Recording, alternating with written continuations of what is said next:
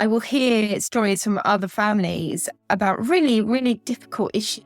So having that time to run and having that time either to really process the information or conversely, just to not think for a little bit, I think is really important. Hello and welcome to Run the Business, the podcast that explores the place where running and leadership come together. We'll find out how running can help us with leading, managing people, and generally being better in business. We'll also try and answer that question, do runners make better leaders? I'm Anthony Gay, and today I'm joined by Caroline Coates. She founded the charity Harry's Hat in 2018 with her husband Matt, following the birth of their son Harry, who has congenital hydrocephalus. She's worked in the charity sector as a fundraising manager for charities such as Beating Bowel Cancer and Women's Aid for many years as well. Caroline Coates, welcome to Run the Business. Thank you. Caroline, how are you today? I'm good, thank you. How are you? Really good at this time of year. I kind of give a few things up in January just to see how it goes, and it always makes me feel a little bit better. Are you a New Year's resolution type person, or do you just crack on? No, I've got 4 children, so I've given up making any sort of New Year's resolution, and I just try and crack on with it, to be honest.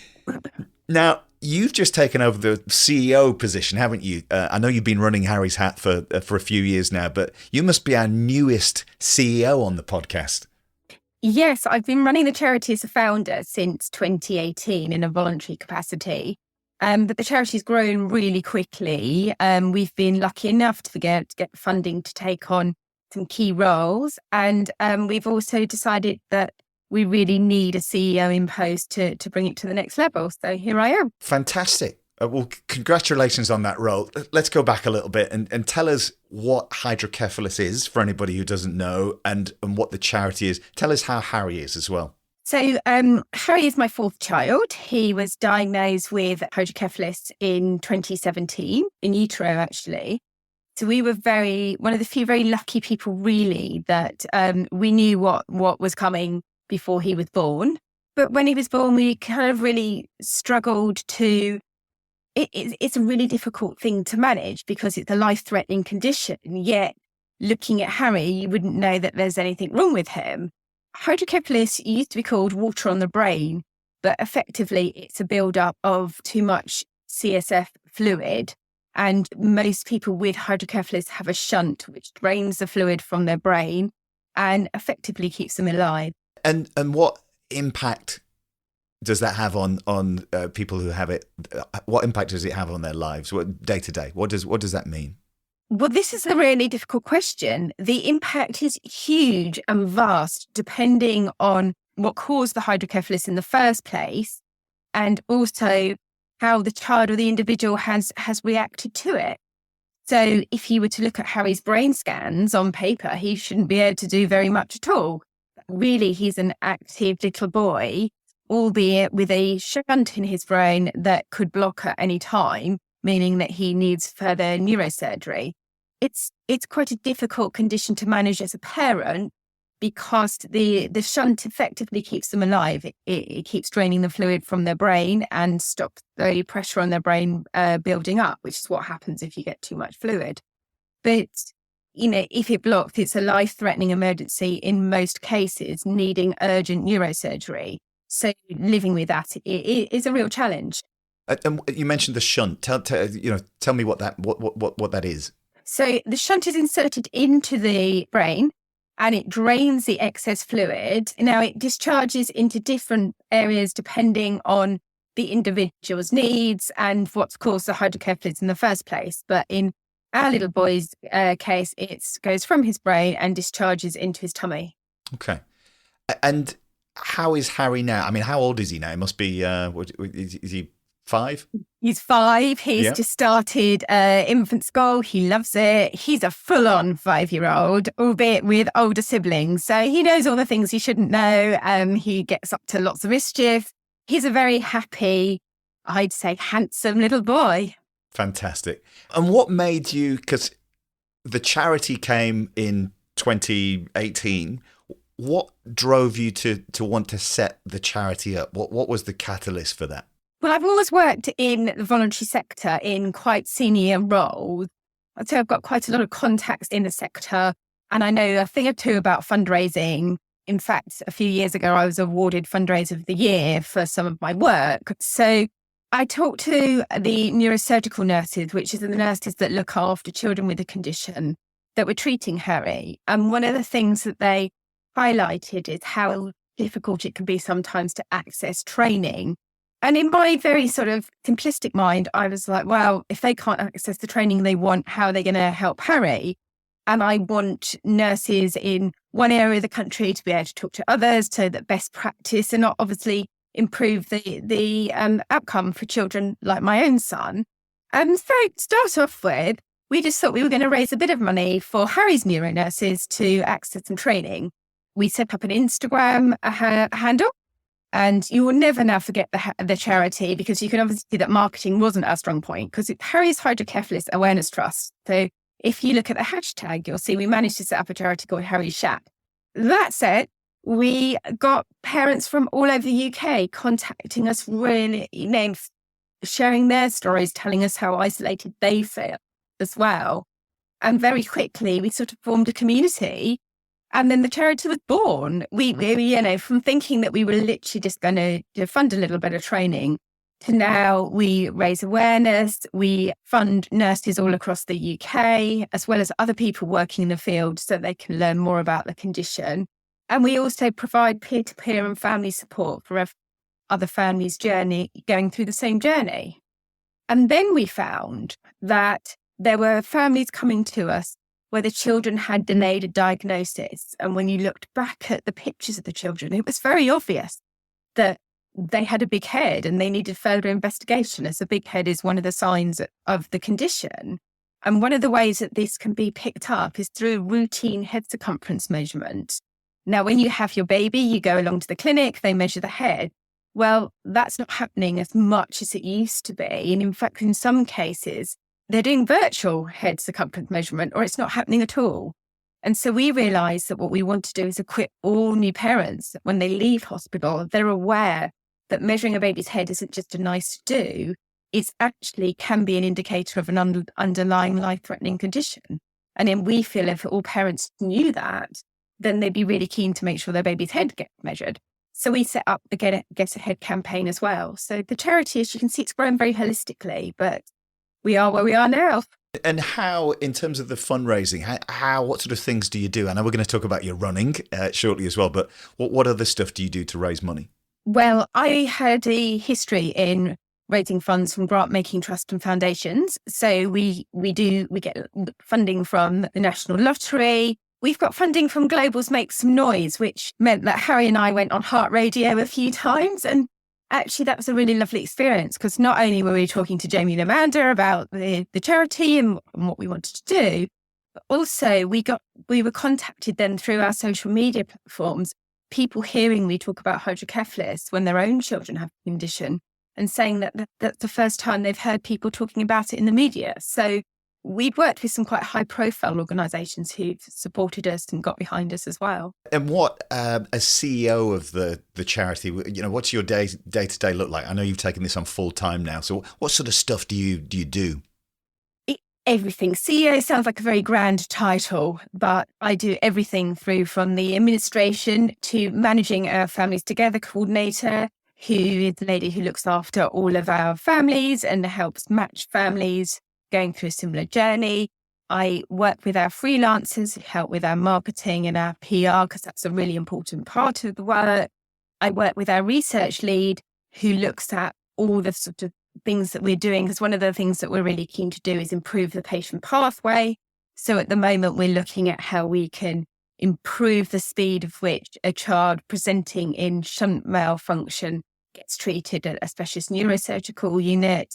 We spearhead the campaign, and I spend a lot of my time speaking to families going through the same journey. I would say that's the bulk of my work. And what sort of awareness is there at the moment? Because I'll be honest, until we set this conversation up, I knew nothing about what it was. What's the knowledge out there at the moment? Very little, and that's what has pushed us to do more. There's an organisation called the Hydrocephalus Association, which is based in the US. So we use a lot of their statistical information because there isn't as much in the UK at the moment.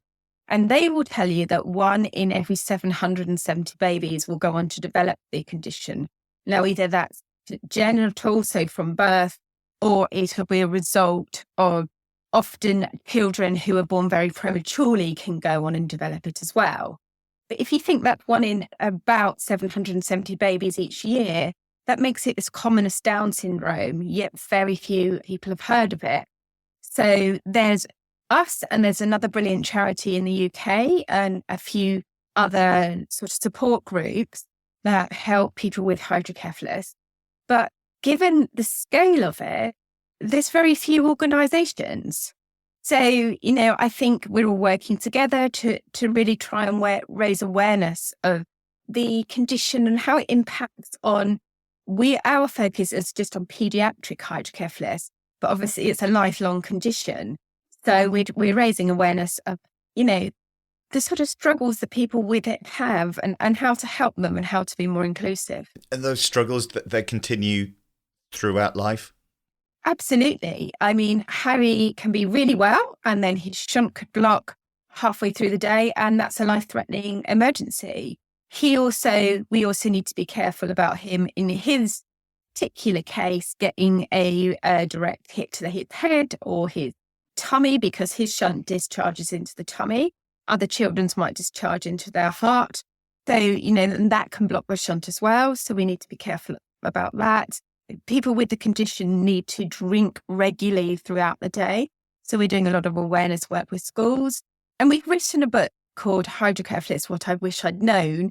And it's basically, do you remember the book Pregnancy for Dummies and things like that? Well, There was nothing like that when Harry came along. So we've written one, and it's got lots of family stories in and lots of top tips. And it's got lots of information that you would need when you're navigating the journey, including silly things like, I would say I'm quite an educated lady, but I didn't know that surgeons in the UK go by Mr., Miss or Mrs. So when the first person to operate on my child, I was like, why is a consultant operating on my baby? Not realizing how senior they were. And it's all those little questions that at the time you don't feel confident to ask, but we try to explain it a bit more in the book. Caroline, you're doing awesome work. So well done for the things that you've done since 2017 and the difference that you've made. Charity work and running. This podcast is about the relationship between business and running. There is something special, isn't there, about charity work and running, because it's something that everybody can do, and they're so entwined. Why do you think that is? I think the running, I run regularly now. It gives me that chance to have a bit of downtime. I'm a mum of 4 as well, so that's my time. It also gives me a chance to think through issues. If we're thinking about a particular problem, and sometimes we come across families where the situation is really difficult.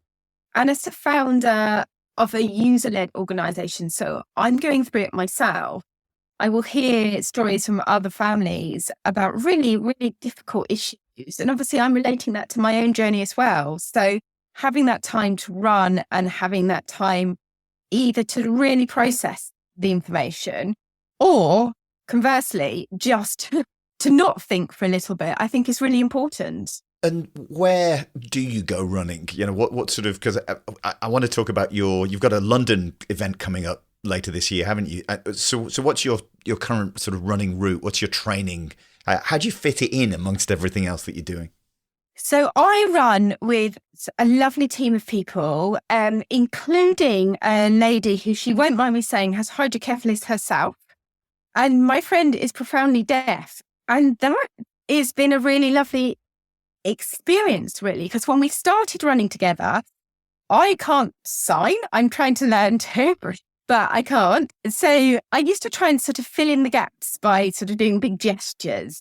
Now we enjoy the piece ourselves and we just run along together in silence.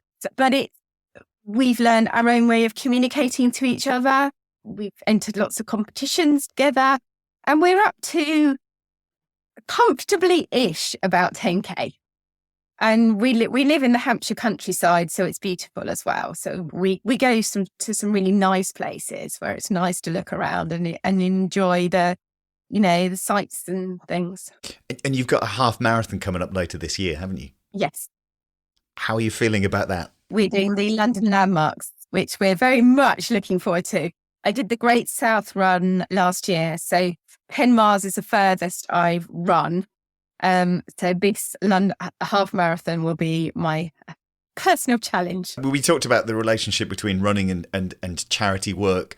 I'm interested in how charities, it just feels like the two go hand in hand. The fact that people can get out there and do something and make a difference and raise some money for a cause. It's such a huge thing when you look at things like the London Marathon and the New York Marathon and so on, and how much money is raised at these events. Why do you think that is? I think there's an expectation that you're going to join it and you're going to raise money for a good cause. It's a safe opportunity for people to say, right, I'm going to do this. I'm going to get fit. And this is my challenge.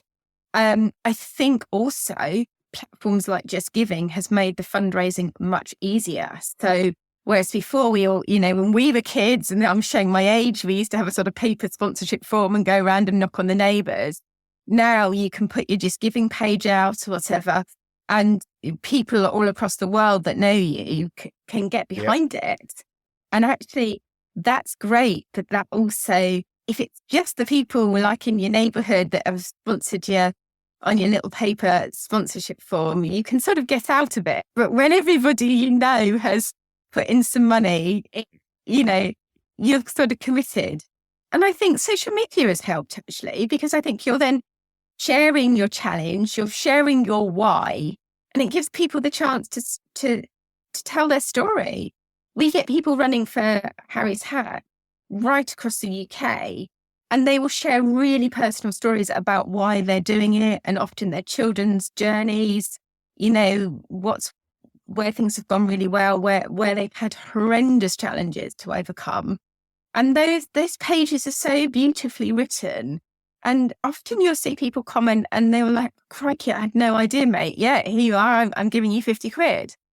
And again, I think, running is just such an easy thing to do. You put on your trainers and you go. You don't have to have a load of equipment. You don't have to join the gym and face all the people. I'm certainly not, I'm a middle-aged lady. So I'm not a sort of traditional sports person as such, but I feel very comfortable out running. I think what you said there is really interesting around the way the digital tools that we all have and social media. It takes a lot of stick and is knocked a lot, and in many cases can be an unhealthy thing. But for charity and for sharing stories and for community, there are huge positives, aren't there, that have come, as you've just described, that have come out of that digital ability for people to connect, to give and to share stories. Absolutely. Absolutely. I mean, our charity, for example, would not have grown the speed it's grown without social media. That said, I think we always tell people to be very careful from the charity's point of view. When Harry was first diagnosed, I joined a lot of, worldwide Facebook groups for children with the condition. And that's really helpful. But also you have to bear in mind, people often post at the worst moment, on the worst day, at the worst time. And I was personally really terrified when I read some stories from other families, thinking, crikey, this is what our life's going to be like. So we've seen both sides of it, I think, with the charity. But in terms of fundraising, it's life-changing for organisations. And it does mean that the conditions such as hydrocephalus, which, I have to admit, most people don't know about it. I didn't until my own child had it. But it's a way to share those stories and get those messages out. And tiny little charities like ours get heard. Mm-hmm. With the work that you're doing, you mentioned the fundraiser of the year. I don't know what it is. Is that an award? That's an accreditation that you get? You slipped that in earlier in the conversation. How did you get that? And what did you do to get that recognition? That was a few years ago. I've always worked in charities, and it's Institute of Fundraising is a national chartered body that oversees good fundraising practice in the UK. And I was nominated by my peers. I was working for Women's Refuge at the time for the work that I'd done and my voluntary work as well. And I was quite surprised to get it, but it was nice recognition. Where do you get your energy from? Because you do you're doing so much stuff. How do you refuel and power up to do what you do?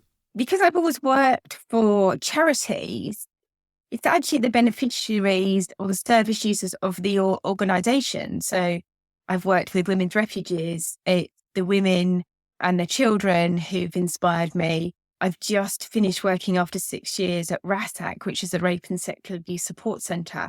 And it's the survivors who bravely come forward for our support are so inspiring. And now it's families affected by hydrocephalus and the children themselves and the battles that they have to overcome inspire me to do my job. And were you a runner? Have you always been a runner, or is it something you've done when the charity side of things became bigger in your life?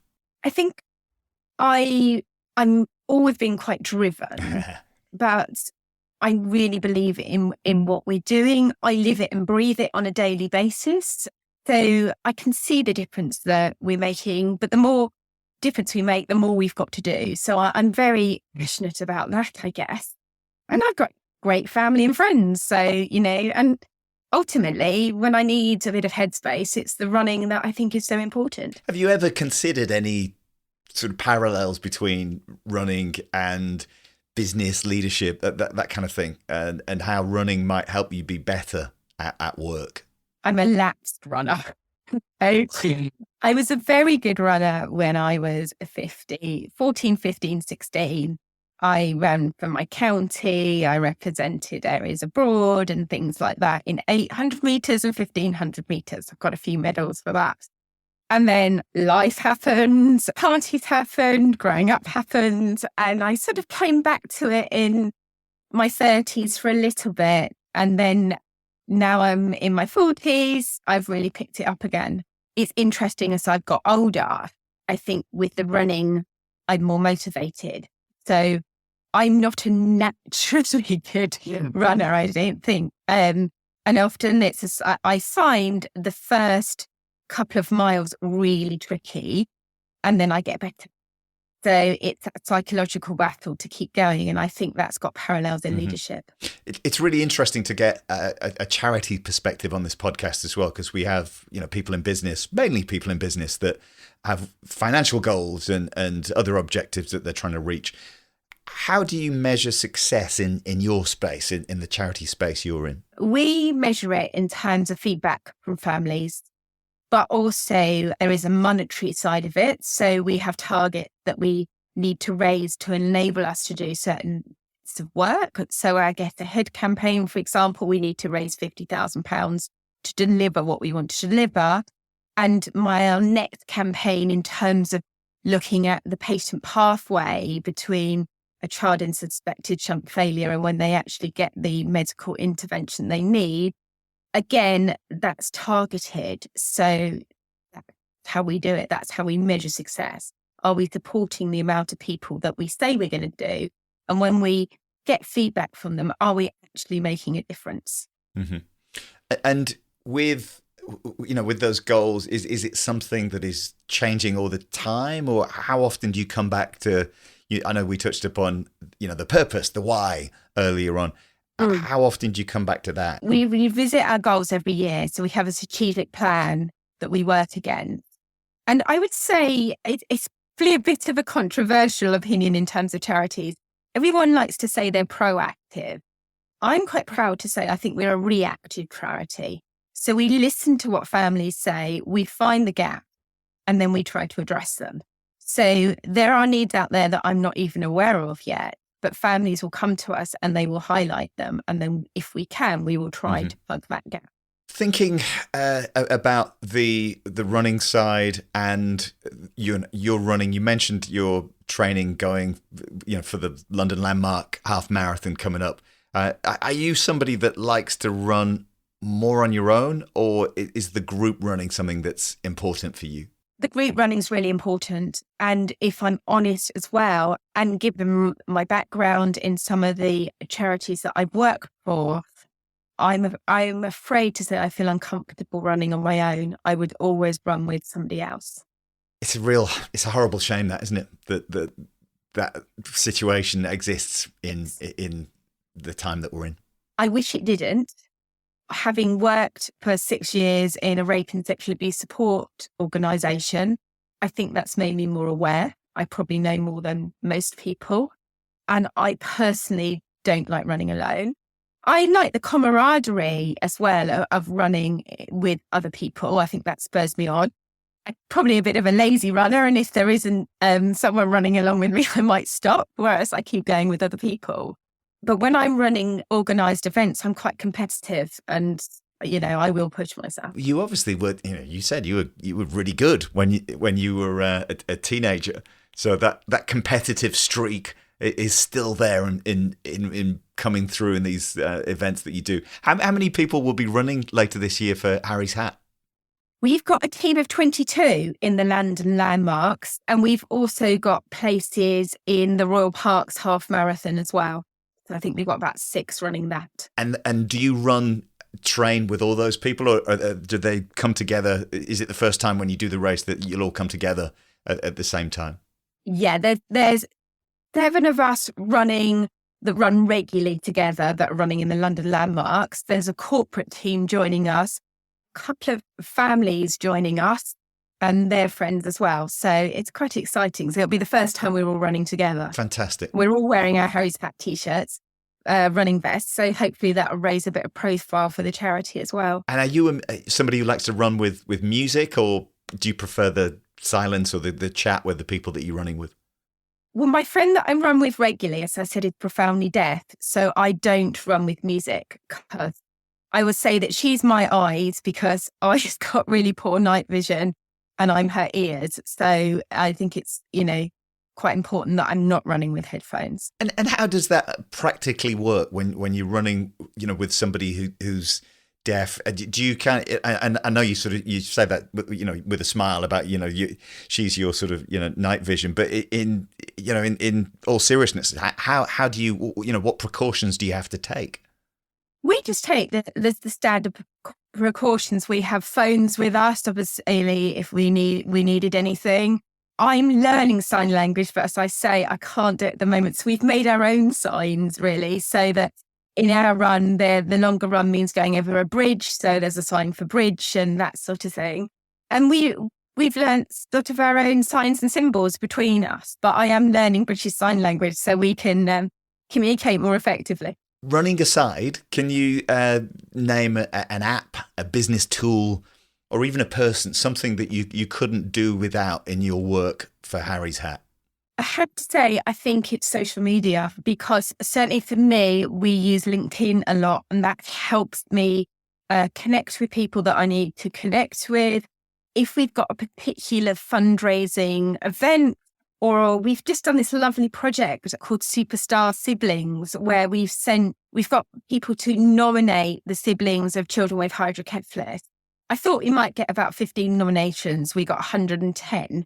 So those children are getting a Harry's Hat bear and a handwritten card. And that's made such a difference to siblings. So they're being recognised for their impact. But this project has got bigger than we thought. So we're looking for sponsorship. So obviously we would go out to LinkedIn and say, this is what we're doing. Has anyone got any contact? And so that's really helped. It's interesting. I know we spoke about social media earlier, but the positives that you can take from that. And I think it's probably something we all need at this point, because there's so much negativity out there, isn't it? And there's so much that isn't good about social media. Just to hear stories like that, it gives me a bit of, it gives me some sort of, confidence, some positivity back as well, that it is being used in good ways, because we don't see this as much, I don't think. Absolutely. If you look on our website, you can see the Harry's Hat logos that we've got.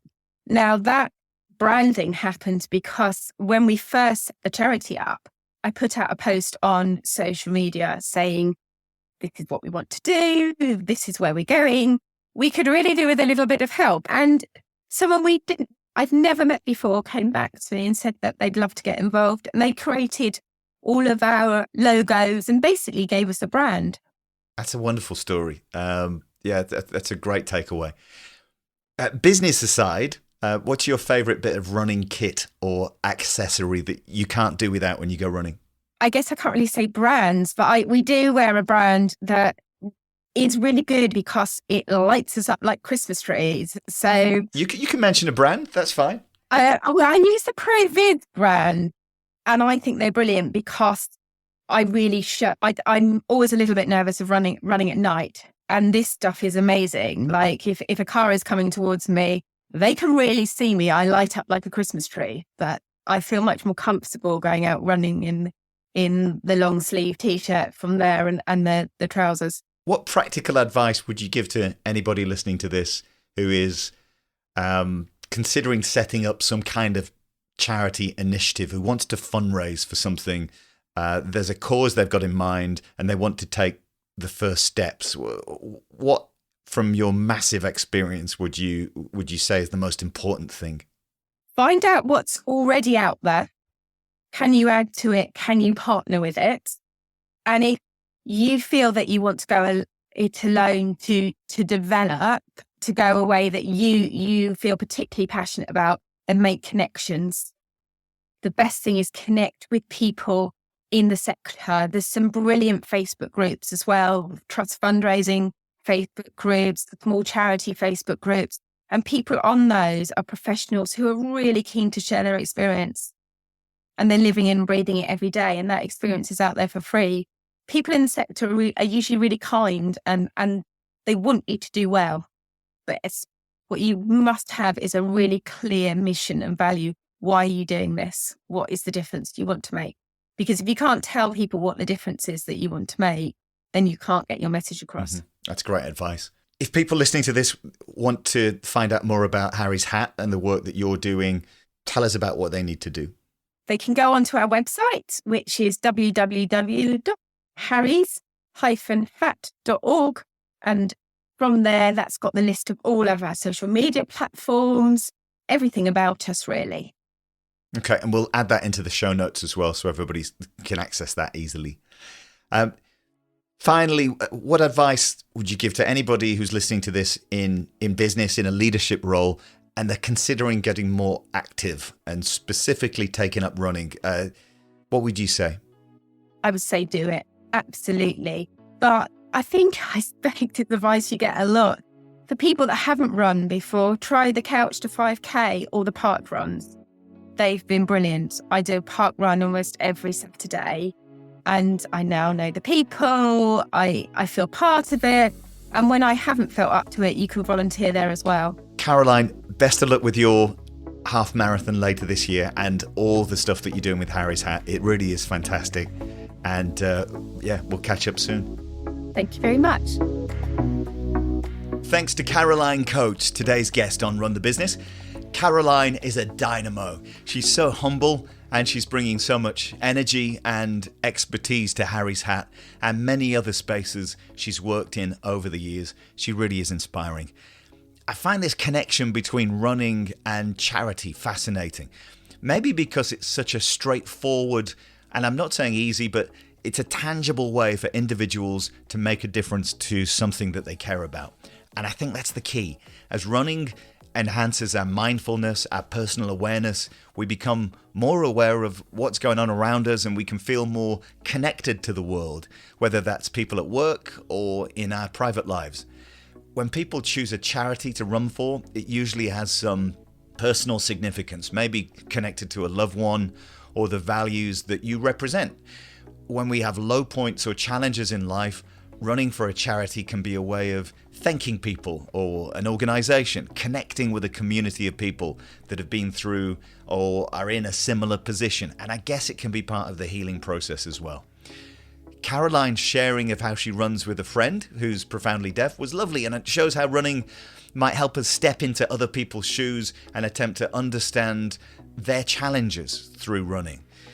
And of course, when you do a run where a charity's involved, the support is usually mind-blowingly positive. The energy and support you can get from the crowds en route make a huge difference. And I think there's something enormously special about being part of a big group of people making a difference that enables you to connect in action. And that empathy that you develop by running for a charity, for a cause, as part of a community, can only be positive for our self-development and our people skills as well. Good for you if you've got a charity run coming up this year. Let me know about it on Twitter, @AnthonyGay or @RunTheBusiness. And if you're enjoying Run the Business, please spend a moment to write a review wherever you get this podcast. Follow us, share, give us some likes. It all helps get the show to a wider audience and does help us with future guests as well. Thanks to Anna Harding and Chris Kelly for their ongoing brilliance in helping get this podcast out to you. And thank you for listening. I'm Anthony Gay, and until next time, keep running and keep chasing your goals.